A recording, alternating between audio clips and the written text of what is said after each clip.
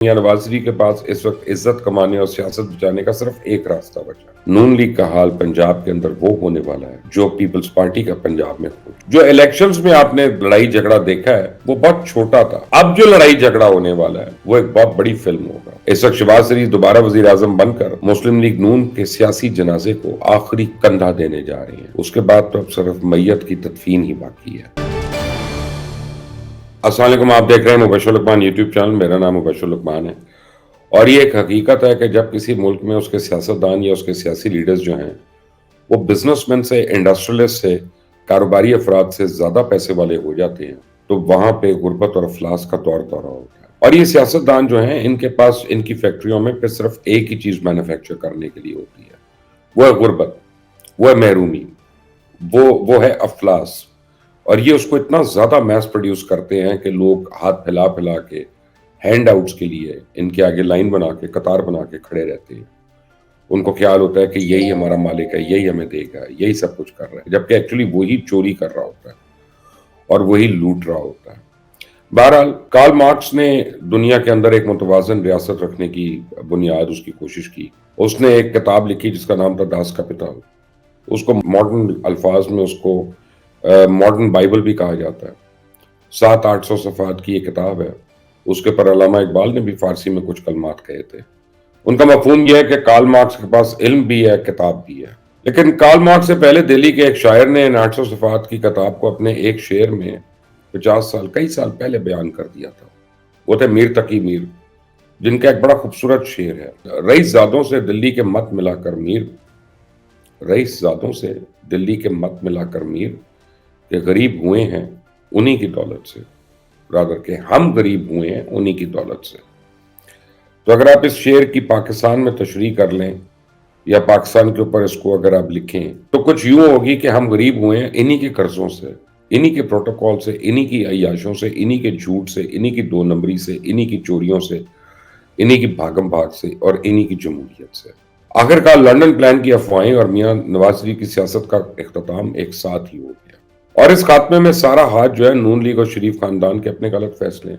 ایک ہی بکرے کی 2 بار قربانی، اور بڑی تکلیف دہ قربانی، جس میں ہر بار چھری جو ہے بکرے کی آنکھوں کے سامنے تیز کی گئی۔ وہ ہے محترم میاں شہباز شریف صاحب، جنہیں بتا دیا گیا، سمجھا دیا گیا کہ آپ کی قربانی ہمیں بڑی اچھی لگی، بڑی پسند آئی ہے۔ تو اس سے پہلے پاکستان کے مختلف شہروں کی سڑکوں پہ وزیر اعظم نواز شریف کے بڑے بڑے پوسٹرز اور بینرز دیکھنے کو ملے۔ پھر اخبارات نے بھی فرنٹ پیجز کے اوپر میاں نواز شریف کی بڑی بڑی تصویریں لگا کر یہی کام کیا، جس کا عالمی میڈیا کے اوپر بھی بڑا شور اٹھا کہ کیسے کوئی ایک شخص الیکشن سے پہلے اپنے نام کے ساتھ وزیر اعظم لکھ سکتا ہے۔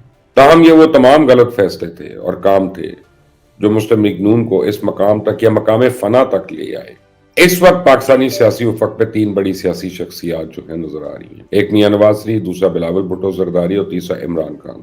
لیکن مستقبل میں آپ کو کچھ مزید نئے چہرے سیاسی قوت کے طور پہ دیکھنے کو ملیں گے، اور اگر ان تینوں کا موازنہ کیا جائے تو میاں نواز شریف کے پاس اس وقت عزت کمانے اور سیاست بچانے کا صرف ایک راستہ بچا، اور وہ ان کو پسند نہیں آئے گا جو میں رائے دے رہا ہوں۔ وہ راستہ ہے ڈاکٹر یاسمین راشد والی سیٹ چھوڑ دیں، وہ اسے ریزائن کر دیں۔ یہ الجزیرہ ٹیلی ویژن کی ڈاکیومنٹری کے بعد ان کو ویسے ہی چھوڑ دینی چاہیے تھی، لیکن پاکستانی سیاست کے اندر ایک بہت بڑا عنصر جو ہے ہمدردی کا ہے، ہمدردی کا ووٹ ہے، جس کو ہم دیکھ بھی چکے ہیں۔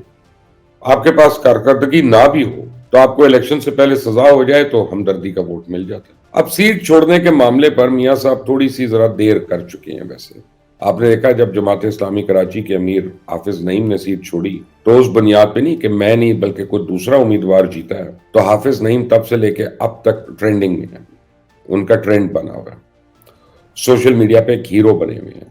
لیکن میاں صاحب کی قسمت و تقدیر شاید ان کا ساتھ نہیں دیتی کہ وہ ہیرو بننے کا موقع ہر دفعہ ضائع کر دیتے ہیں اور ویلن بن جاتے ہیں۔ دیر تو ہو ہی چکی ہے، لیکن میرا لاجک یہ ہے کہ جب میاں صاحب نے وزارت عظمیٰ لینی ہی نہیں، جب انہوں نے وزیر اعظم بننا ہی نہیں، جب انہوں نے اپنے بھائی کو اپنی جگہ وزیر اعظم بنانے کا فیصلہ کر ہی لیا ہے، تو یہ ایک سیٹ رکھ کر بی کلاس سیاستدان بننے سے بہتر ہے کہ یاسمین راشد والی سیٹ چھوڑنے کا اعلان کر کے ہمدردی کے ووٹ اور حمایت کا رخ اپنی طرف موڑ کر ساری توجہ پارٹی کو دوبارہ سے اثر نو منظم اور متحرک کرنے پہ لگا دیں، تاکہ مریم نواز کو ایک کامیاب وزیر اعلیٰ بنا کے سیاسی اعتبار سے تو محفوظ بنایا جا سکے، اور جو میاں صاحب کا پورا پولیٹیکل کیپٹل ہے 30 32 35 سالوں کا، وہ پھر بڑی افیکٹولی اپنی بیٹی کو وہ ٹرانسفر کر سکتے ہیں۔ اب جس طرح شہباز شریف صاحب کو وزارت عظمیٰ کے لیے نامزد کیا گیا اور پیپلز پارٹی پیچھے ہٹی ہوئی ہے، تو اس سے تو آنے والی حکومت کے کمزور اور غیر مقبول ہونے پہ کوئی بہت ہی بڑے دل والا ہے جو شک نہیں کر سکتا۔ مجھے تو شک ہے، میرا تو دل اتنا بڑا نہیں ہے، اس میں تو ویسے بھی سٹینڈ پڑے ہوئے ہیں۔ سوال یہ ہے کہ شہباز شریف کو دوبارہ وزارت عظمیٰ کے لیے نامزد کرتے وقت کیا یہ سوچا گیا کہ عوام ان کی پچھلی حکومت کو کس نظر سے دیکھ رہے ہیں؟ یعنی کہ نون لیگ کو جس غلطی کی سزا ملی اس کو بار بار آپ دہرا رہی ہیں۔ یہ غلط فیصلہ ہے، جس بات نون لیگ کو بہت سے مزید غلط فیصلے کرنے ہوں گے۔ تو اب شہباز شریف میڈیا پہ آ کے یہ نہیں کہہ سکتے کہ پچھلی حکومت کا گن صاف کر رہے ہیں، پچھلی حکومت نے مہنگائی کر دی، پچھلی حکومت نے امن امان کے مسائل پیدا کر دیے، پچھلی حکومت IMF سے معاہدہ کر کے چلی گئی تھی، کیونکہ سب کچھ تو کیا، کیونکہ یہ ساری کام جناب کی اپنی 16 مہینے کی حکومت میں ہوئے تھے۔ اور یہ حکومت لے لینا نون لیگ کے لیے ایک ڈراؤنا خواب بنتا جا رہا ہے، اور یہ خواب شہباز شریف سمیت ساری نون لیگ کی نیندیں حرام کرے گا بھی، جسے پارٹی کے مزید سینئر رہنما اختلاف کرتے ہوئے اپنے سیاسی مستقبل کی خاطر پارٹی سے علیحدگی بھی اختیار کریں گے۔ اور رہ گئی بات مہنگائی کی، بے روزگاری کی، امن امان کی صورتحال کو بہتر کرنے کی یا اس حکومت کو مؤثر کرنے کی، تو پیپلز پارٹی خود کو کبھی حکومت سے الگ نہ کرتی۔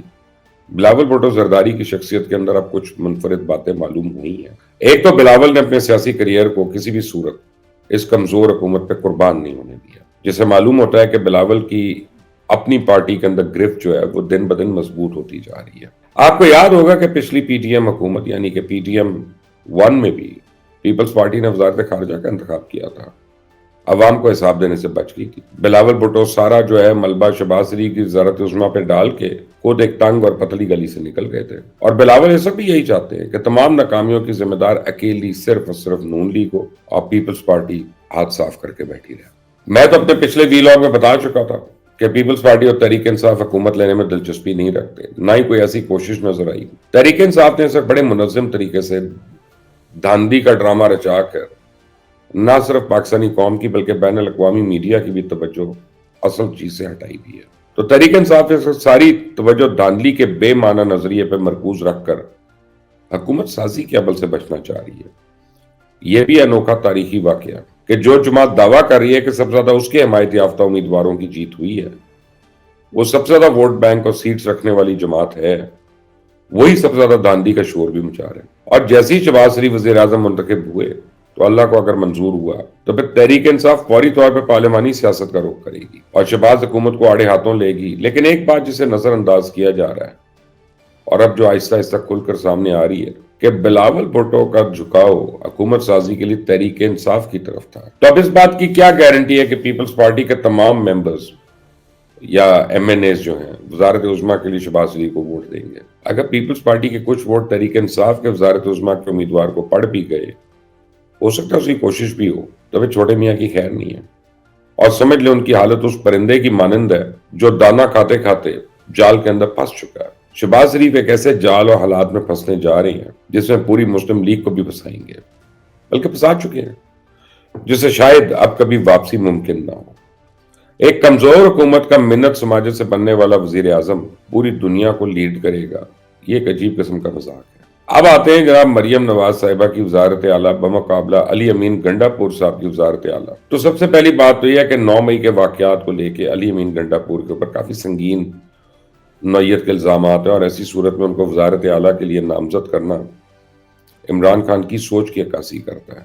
لیکن اس کے ساتھ ساتھ ایک دلچسپ صورتحال پیدا ہونے جا رہی ہے کہ آپ دیکھیں گے کہ علی امین گنڈا پور اور مریم نواز ایک نہ ایک دن تو ضرور ٹکر ماریں گے ایک دوسرے کو، اور یہ وہی گنڈا پور ہے نا جنہوں نے مریم نواز کے بارے میں انتہائی غیر سنجیدہ اور غیر اخلاقی زبان کا استعمال ماضی میں بھی کیا، اور مریم نواز کے بڑے مخالفین میں ان کا شمار ہوتا ہے۔ دوسرا بات، پنجاب کے بعد اس وقت صوبہ KPK پاکستانی سیاست اور حالات و واقعات میں ایک بڑی اہم حیثیت اختیار کر چکا ہے۔ اب ایک طرف مریم نواز ہے اور ایک طرف علی امین گنڈا پور ہے، یعنی دونوں طرف انتقام کی سیاست ہے، اور یہ ٹکراؤ بھی بڑا زبردست ہو سکتا ہے۔ علی امین گنڈا پور کو KPK کے اندر ایک بے ضرر اور غیر مؤثر سی اپوزیشن ملے گی، جبکہ مریم نواز کو پنجاب کے اندر صرف چند سیٹس کے فرق کے ساتھ ایک بہت تگڑی اور مضبوط اپوزیشن میسر ہے۔ مریم نواز پہلی بار وزارت اعلیٰ جیسے کسی منصب کے لیے چنی گئی ہیں، اس کا ان کو تجربہ تو ہے نہیں، اس بارے میں بھی یقین سے نہیں کہا جا سکتا ان کے ساتھ کھڑے ہونے والے ان سے کتنے وفادار ہوں گے. تو پنجاب کے اندر مریم نواز کی چھوٹی سے چھوٹی غلطی بھی نون لیگ کے لیے ایک بڑے سے بڑے ازدہے سے کم نہیں ہوگی, اور شاید علی امین گنڈا پور گاہے بگاہے